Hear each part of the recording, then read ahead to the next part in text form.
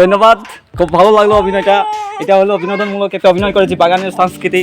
তো আপনাদের কেমন লাগছে? যদি ভালো লাগে থাকে অবশ্যই লাইক করবেন, কমেন্ট করবেন এবং শেয়ার দিয়ে পাশে থাকবেন, এবং ইউটিউবে যারা আছেন সাবস্ক্রাইব করে পাশে থাকবেন। ধন্যবাদ সবাইকে, ভালো থাকবেন, সুস্থ থাকবেন, সবার প্রতি শুভকামনা রইল। ধন্যবাদ সবাইকে।